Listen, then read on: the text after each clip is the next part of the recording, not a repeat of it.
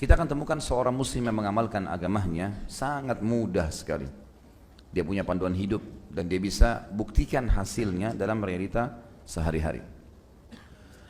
Kalau itu kesimpulan atau itu yang bisa kita jelaskan di awal pembukaan kita teman-teman sekalian, maka coba fokus kepada apa yang diperintahkan saja. Dan fokus kepada hal-hal ini dalam aplikasi kehidupan kita atau kita aplikasikan dalam kehidupan sehari-hari, lalu kemudian ajarkan kepada orang lain. Dan juga hal-hal yang dilarang dalam agama, jauhi. Dan jangan pernah contohkan kepada orang lain. Karena menjadi contoh, mempraktikkan kebaikan yang telah diperintahkan oleh Sang Pencipta Allah melalui kitabnya Al-Quran dan melalui sunnah Nabi-Nya Muhammad SAW, itu akan jadi pahala. Mengajarkan kepada orang lain menjadi amal jariyah buat dia.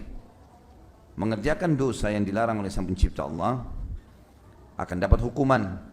Kalau diajarkan kepada orang lain malah bisa berlipat-lipat hukumannya, karena setiap pelaku keburukan akan dipanen pahalanya oleh orang yang menunjukkan.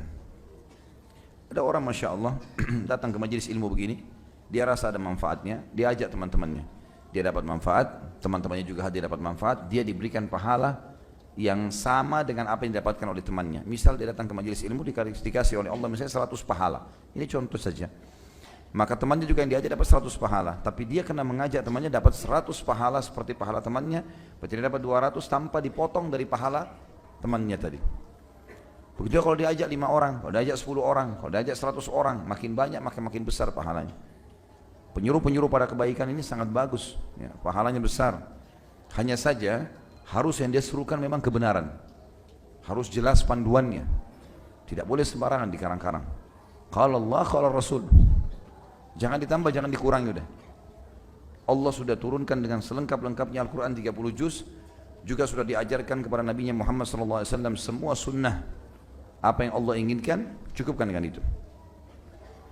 Dan orang yang berbuat dosa, ada banyak orang subhanallah panen dosa karena dia sendiri yang buat. Dia buat zina misalnya, dia dapat dosa dengan zinanya. Tapi uniknya, dia panggil temannya keesokan harinya untuk ke diskotik yang sama, ke karaoke yang sama, ke tempat zina yang sama, atau ke hotel yang sama. Kemudian dia mengajarkan temannya yang belum tahu apa-apa, kalau nanti kamu masuk ke kamar, kamu lakukan seperti ini, lakukan seperti ini. Diajarkan secara rinci bagaimana temannya berzina. Walaupun dia tidak lakukan zina pada malam itu, malam yang kedua yang diajak temannya, tetap dia dapat dosa yang sama dengan apa yang dilakukan oleh temannya. Maka ini harus dijauhi ini. Kalaupun ada seseorang terjerumus dalam kesalahan, karena semua orang bisa terjerumus dalam kesalahan, maka minimal buat diri dia sendiri. Jangan diekspos ini, jangan dibagi-bagi sama orang. Karena kalau mereka melakukannya walaupun kita sudah tidak melakukannya, maka tetap kita dapat dosanya. Pelanggaran dalam agama teman-teman oleh para ulama dibagi menjadi dua. Ada dosa syahwat, ada dosa syubhat. Dosa syahwat, dosa yang diikuti dengan hawa nafsu, zina, riba, mencuri, memukul, menipu, itu hawa nafsu.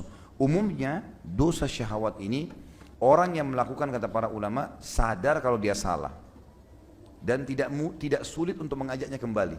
Misal kalau ada orang berzina lalu kemudian kita nasihatin, ada memang secara kejiwaan dia tahu dirinya sedang berbuat salah, maka lebih mudah dia untuk meninggalkan perbuatan salahnya. Bahkan kadang-kadang dia mengakui sendiri, dia tahu dirinya sedang sesak nafasnya, sedang gak enak, sedang sumpek gara-gara sudah buat dosa itu. Ada yang kedua ini yang berbahaya, dosa syubhat. Dosa syubhat, dia nggak tahu ini dosa atau bukan. Ini masalah ini. Jadi dia melakukan perbuatan yang dia anggap itu kebaikan, padahal sebenarnya bukan kebaikan. Seperti orang banyak sibuk melakukan perbuatan bid'ah, syirik. Ini bahaya sekali. Dia tidak sadar dirinya sedang berbuat kesalahan, dia anggap dirinya sedang ibadah. Sia-sia waktunya, ya, sia-sia ibadah yang sedang dia lakukan karena tidak diterima, tidak ada panduannya, dan juga nanti akan menjadi dosa itu, menjadi hukuman. Apalagi kalau dia ngotot mengajarkan kepada orang lain, makin banyak tersebar. Ingat, para ulama mengingatkan teman-teman sekalian, kalau syaitan itu akan jalan di alur fikiran manusia seperti apa yang sedang dia geluti, apa yang sedang dia tekuni. Kalau orang itu tadinya suka ibadah, maka syaitan masuk di ibadahnya.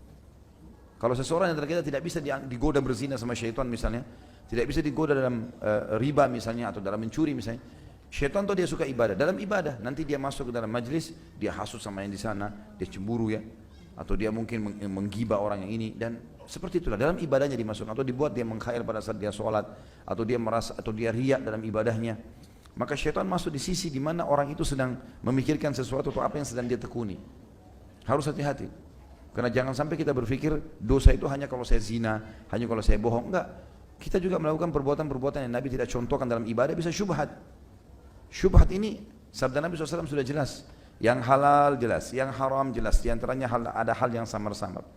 Siapa yang menjerumuskan dirinya siapa yang menyelamatkan diri dari hal yang samar-samar, boleh atau enggak ya, dia telah menyelamatkan kesucian agamanya dan di jiwanya, dirinya dia. Dan siapa yang menjerumuskan dirinya pada yang syubhat, tidak jelas hukumnya, dia belum tahu atau dia tidak tahu atau mungkin memang tidak ada dalilnya, maka dia telah menjerumuskan dirinya pada yang haram. Seperti pengembala domba yang membawa domba-dombanya di padang rumput yang luas, kemudian rumputnya lebih tinggi dari dombanya, dia tidak tahu domba mana yang dicuri oleh serigala.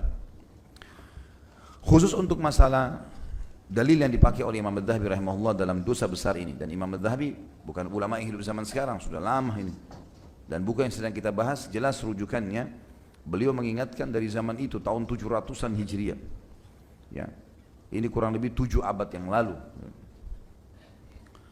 Beliau mengatakan, diangkat dalil yang pertama hadis Nabi SAW dalam riwayat Imam Muslim Kitabul Ilm nomor 2674, Man da'a ila dhalalatin kana alaihi minal ithmi mithlu athami man tabi'ah la yanqusu dhalika min athamihim syai'a.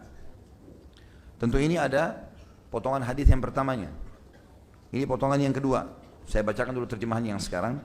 Barang siapa yang mengajak kepada suatu kesesatan, maka dia akan menanggung dosa seperti dosa-dosa orang yang mengikutinya. Hal itu tidak akan mengurangi dosa-dosa mereka sedikit pun. Potongan awalnya hadisnya adalah, siapa yang mengajak pada kebaikan, maka dia akan mendapatkan pahala orang yang melakukan kebaikan dengan mengikuti dia, tanpa dikurangi sedikit pun dari pahala orang yang melakukannya. Kayak tadi saya kasih contoh, kita ajak orang ke majelis ilmu, kita ajak orang ke masjid, kita dapat pahala, teman kita dapat pahala, tapi kita diberikan oleh Allah bonus seperti pahala yang apa yang didapatkan oleh teman kita karena kita mengajaknya. Mengajak saja, mengajak, dakwah, panggil, ajak mereka. Begitu pula dengan sebaliknya tadi, saya bilang potongan hadis, barang siapa yang mengajak pada suatu kesesatan, kemaksiatan, kesalahan, dia tunjukkan ya. Kalau pula ada orang tanya di mana alamatnya diskotik ini, jangan jawab. Enggak usah jawab. Walaupun kita tahu ada di ujung jalan. Enggak usah dijawab. Karena kalau kita jawab, oh saya enggak ke diskotik, tapi itu di sana tuh di pojok sebelah kiri. Lalu dia pergi diskotik 3 jam. Kita duduk di rumah baca buku dapat dosa. Untuk apa? Kalaupun nasihatin dia, ya. Saya mau tanya diskotik ini di mana? Mas orang muslim ya? Tanya, siapa tahu dia muslim? Iya saya muslim. Sudah tahu gak itu nggak boleh loh ke diskotik, haram gini-gini. Ya udah itu urusan saya, ya sudah, saya juga nggak bisa tunjukin. Saya nggak mau dapat dosa kalau saya tunjukin. Siapa tahu jadi penyebab hidayahnya? Siapa tahu? Subhanallah. Dalam pepatah bahasa Arab dikatakan, bisa saja sebuah kalimat yang kau ucapkan bisa mengubah hidup seseorang, berubah jadi totalitas, secara totalitas menjadi kebaikan. Saya pernah sampaikan teman-teman kalau masih ingat kisah Abu Hanifah. Abu Hanifah itu mulai menuntut ilmu umur 35 tahunan. Bukan dari anak-anak seperti Imam Syafi'i, Imam Ahmad dari kecil sudah hafal Quran, umur 6 tahun, 7 tahun sudah hafal Quran. Ini enggak, Imam Abu Hanifah 35 tahun. Itu pun masih belum tahu sholat waktu itu, sholatnya masih terbengkalai. Maksudnya masih kurang sempurna. Terbukti beliau menceritakan sebabnya beliau menuntut ilmu sampai akhirnya hafal Quran jadi ulama besar, gara-gara masuk di masjid di Irak, dia sholat salah sholat, jadi tegur sama salah satu jamaah. Ini sholat musalah, yang benar itu begini. Gara-gara itu Abu Hanifah mengatakan, saya malu, masa saya sholat saya nggak tahu umur 35 tahun. Akhirnya beliau mulai belajar gitu. Mulai belajar sampai akhirnya hafal Quran, Abu Hanifah sampai menghafal kurang lebih 800.000 hadis.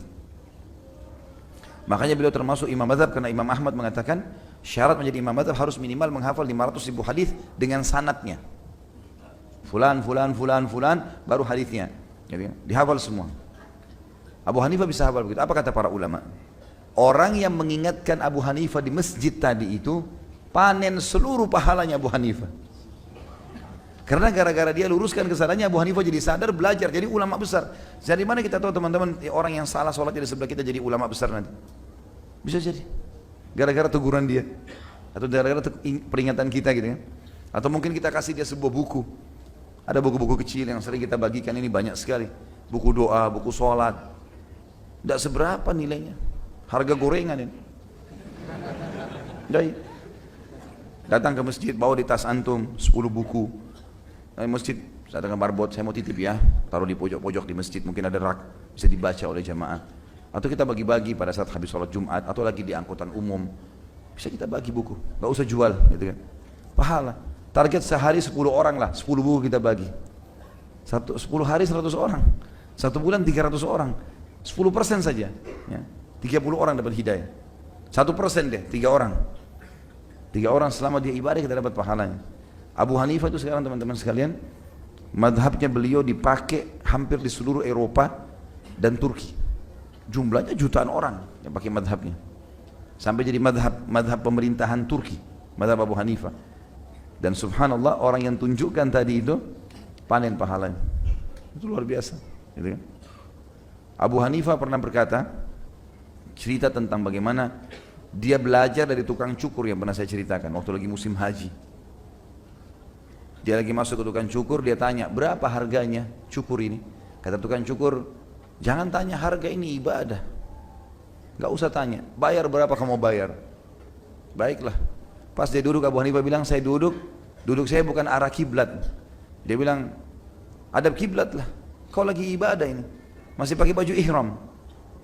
Dia bilang, saya hadapkan kiblat. Kemudian saya pas duduk menghadap kiblat, saya bilang silakan potong, saya kasih arah kiri kepala saya. Dia bilang kenapa arah kiri? Sunnah Rasulullah arah kanan. Padahal Abu Hanifah sudah ulama besar waktu itu. Dan ini yang tegur dia tukang cukur. Dia bilang saya belajar 5 ilmu fikih dari tukang cukur. Masalah tadi jangan negosiasi masalah cukur. Datang 10 real bayar aja 10 real. Gak usah negosiasi ibadah. Ya. Kemudian hadap kiblat pada saat dicukur. Ini mazhab Abu Hanifah ya. Kemudian cukur sebelah kiri, disuruh oleh tukang cukur bilang sebelah kanan, sunnah Rasul, sudah 3. Dia bilang sementara saya lagi dicukur, saya diam, nunggu. Tukang cukur bilang, kenapa kau diam? Ini ibadah, zikir, berdoa. Abu Hanifah benar juga. Kenapa saya bengong, mendingan saya zikir. Dia bilang sambil saya berzikir. Udah selesai, yang fikih yang kelima dia bilang, begitu saya sudah bayar, saya mau pergi, dia bilang, kamu mau kemana? Dia bilang, Abu Hanifah bilang, saya mau pulang. Sebentar, kamu baru selesai manasik. Berdoa, ini mustajab. Dia bilang, baiklah, saya berdoa. Dia bilang, saya lihat tukang cukur ini, nggak ada tanda-tanda, nggak ada ciri ulamanya. Orangnya kayak orang biasa, orang awam. Kata Abu Hanifah, saya tanya kamu atas nama Allah, dari siapa kau belajar tadi itu? Dia bilang, saya pernah mencukur Atha bin Abi Rabah, seorang tabi'in. Atha bin Abi Rabah teman-teman datang cukur ke tempatnya tukang cukur, nggak banyak ngomong, dia cuma datang, terus kemudian dia langsung, saya mau cukur, dia nggak negosiasi harga, kemudian dia duduk, dia hadap kiblat, pada saat lagi cukur, dia berikan isyarat tukang cukur mulai sisi kanan, kemudian dia sambil berzikir, setelah pas mau pergi dia berdoa. Kata tukang cukur apa? Saya pernah mencukur Atha bin Abi Rabah dan dia kerjakan itu, dan setiap kali orang datang cukur di tempat saya selalu nasihatin yang sama. Perilakunya bisa jadi amal jariah. Dan subhanallah Atha bin Abi Rabah tidak pernah kenal Abu Hanifah. Tidak pernah kenal, karena Atha sudah meninggal lama. Abu Hanifah waktu itu masih belum belajar agama malah. Maka Atha bin Abi Rabah panen pahala mazhabnya Abu Hanifah dalam masalah manasik. Hanya kena masalah itu contohnya. Dan banyak sekali. Saya pernah subhanallah naik bus waktu masih mahasiswa. Dari Madinah ke Mekah mau umrah. Saya masih ingat, bahkan sekarang ini saya masih kebayang muka orang itu, subhanallah. Dia duduk di belakang kursi saya. Jadi pada saat lagi Madinah ke Mekah lumayan, dulu masih 6 jam kita naik bus. Karena kecepatan bus dilarang oleh kerajaan Saudi lebih dari 60 atau 80 km. 6 jam sampai di Mekah. Tengah jalan ada orang di belakang saya nih, sambil waktu naik habis lewat Mikot, kemudian naik di bus sambil talbiyah, masing-masing talbiyah. Orang ini tadinya saya merasa terganggu awalnya. Orang ini di belakang kursi saya, dia bilang, ya ikhwani, wahai saudara-saudaraku, jangan diam, ini lagi ibadah. 5-6 jam perjalanan, berzikirlah, bertalbiyahlah. Kita kalau meninggal dalam keadaan berihram, kita dikubur dengan ihram kita. Ini ibadah. Lalu mulai disebut-sebut banyak hadis. Dan ada di antara hadis dia yang dia sebutkan, saya masih ingat sampai sekarang. Dia mengatakan di antara hadis Rasulullah SAW, kalau kalian berzikir, maka tanah yang sedang dilewati oleh seseorang yang berzikir berbangga dengan tanah yang lain atau lokasi yang lain. yang tidak sedang tidak ada yang sedang atau tidak ada orang yang lewat sedang berzikir di sana. Dia mengatakan, sungguh telah lewat di atasku hamba Allah yang berzikir kepada Allah. Di antara terus saja dia bicara teman-teman sampai mendekati Mekah, hampir 5 jam, 6 jam dia bicara terus nih. Nasihat terus. Saya tadinya awal sempat merasa terganggu, lama-lama saya asyik mendengarkan. Dia cerita tentang hadis, tentang apa, banyak sekali diberikan nasihat sama dia. Lama-lama saya berpikir, iya ya. Kenapa orang tidak mungkin ada orang yang merasa terganggu dengan keadaan orang-orang seperti ini, tapi ternyata dia memang tidak mau menyanyiakan waktunya, dia bisa memaksimalkan waktu. Dari mana dia tahu teman-teman sekalian kalau saya sekarang menyampaikan hadis yang saya dengar dari dia di majelis seperti ini yang ribuan orang hadis. Dia cuma duduk di mobil, di bus itu hari. Ini kisah mungkin sekitar 15-17 tahun yang lalu ini. Ya. Tapi begitulah subhanallah. Jadi kebaikan-kebaikan itu kita amalkan, sebarkan. Amalkan, sebarkan. Jangan diam. Yang penting kebenaran itu kita tahu. Betul-betul memang kebenaran. Harus punya dalil. Kalau Allah, kalau Rasul. Kita punya agama, murni Islam. Jangan ditambah-tambah. Gitu. Seperti itulah teman-teman sekalian. Sama halnya dengan keburukan. Pengalaman-pengalaman antum dalam dosa, jangan dikenang lagi, tidak usah kenang. Apalagi kalau sampai mengajarkan ke orang lain, apalagi kalau menceritakan ke orang lain. Bahkan sebagian ulama mengatakan, dianjurkan agar seseorang tidak menceritakan maksiatnya di masa sebelum dia taubat. Walaupun dia menjadikan sebagai ibrah dan pelajaran bagi orang lain. Lebih baik dia hindari. Khawatir kalau dia sebutkan, dia terkenang. Bisa mengingat, bisa jadi masalah buat dia. Misal dia bilang, saya dulu juga pernah berzina, nah untuk apa? Saya juga tahu itu begini dan begitu. Lebih baik dia mengatakan, jangan berzina, tapi menikahlah. Lalu dia sebutkan fadilah daripada dia mengenang masa lalunya. Saya sudah pernah laluin itu semua obat-obatan, saya pernah laluin itu begini-begini. Enggak ada gunanya. Apa gunanya? Jangan disebutin. Karena kita dianjurkan untuk menutupi aib kita sendiri. Itu aib, enggak boleh. Kata Nabi SAW, orang yang buruk kedudukannya di sisi Allah adalah orang yang telah Allah tutupi aibnya semalaman, lalu dia bongkar sendiri besoknya. Malam hari dia zina, malam hari dia mabuk, malam hari segala, Allah tutup semalam suntuk, gak ada yang tahu. Besok dia sendiri yang ekspos di kantornya, atau di jalan, atau di keluarganya. Apalagi kalau sampai ajarkan ke orang lain ini. Ya. Kita sebagai orang tua jangan ajarkan amal buruk kepada anak-anak, jangan wariskan keburukan. Ya. Kepada teman-teman, kepada kerabat, kepada istri, kepada suami. Ya. Walaupun kepada orang tua kita juga. Harusnya kita pahami ini teman-teman sekalian. Dan ini berbahaya sekali, karena dosa-dosa kita akan panen dari situ.